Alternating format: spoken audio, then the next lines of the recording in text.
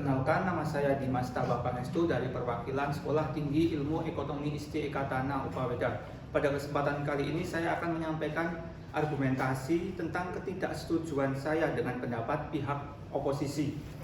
Ada beberapa pendapat yang diutarakan oleh pihak oposisi. Pendapat yang pertama yaitu spesialisasi masih diperlukan. Dengan glorifikasi terhadap spesialis sangatlah penting. Menurut saya tidak setuju dengan anggapan tersebut karena glorifikasi sendiri adalah perbuatan meluhurkan atau memuliakan, yang dalam hal ini adalah spesialisasi, yang justru dengan adanya keagungan atau meluhurkan spesialisasi tersebut dapat membuat masyarakat merasa terbebani dan masyarakat tersebut akan susah dalam mencari pekerjaan. Karena ketika kebanyakan masyarakat memiliki kendala dalam biaya ataupun melanjutkan pendidikan ataupun mencari sesuatu agar dia menjadi seorang spesialis.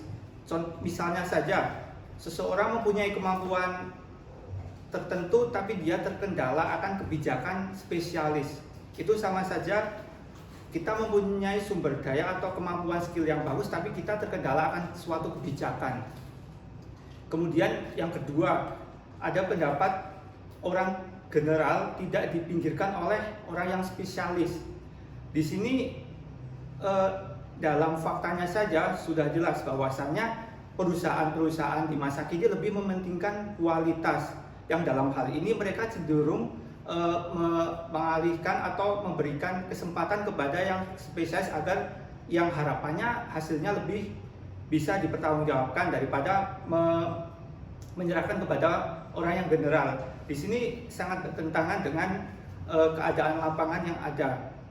Kemudian klarifikasi tidak membuat lapangan pekerjaan sempit. Menurut saya tanggapan dari pihak oposisi kurang relevan karena justru pada yang telah disampaikan di pendapat saya yang pertama itu, dengan adanya meluhurkan atau memuliakan tentang spesialisasi tersebut mengakibatkan mental dari para pekerja, terutama yang di Indonesia yang sumber daya manusianya masih rendah, semakin terbebani atau mentalnya agak kurang. Karena apa? Mereka cenderung kalah sebelum melamar dalam suatu pekerjaan. Contohnya saja ketika ada suatu perusahaan yang sudah menuliskan dicari seseorang yang spesialisasi dalam hal tertentu. Nah, ketika seseorang general itu sebenarnya dia mempunyai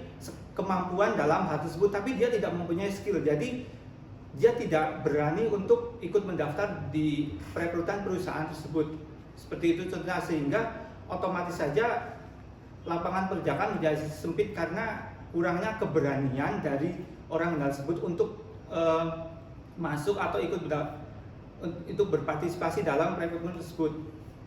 Kemudian gratifikasi harus tetap ada.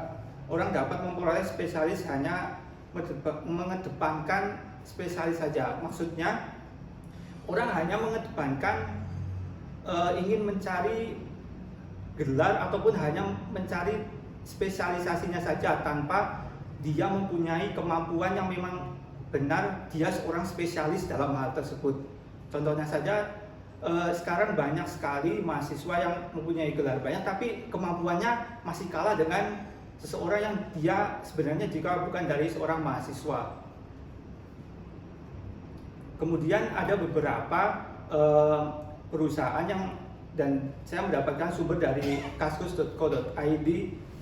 Ada beberapa perusahaan yang mengedepankan kemampuan daripada gelar ataupun yang di sini bisa kita harapkan terhadap spesialisasi tersebut, yaitu adalah salah satunya ada perusahaan Apple, Google, Starbucks yang lebih mengedepankan kemampuan daripada gelar ataupun spesialisasi tersebut.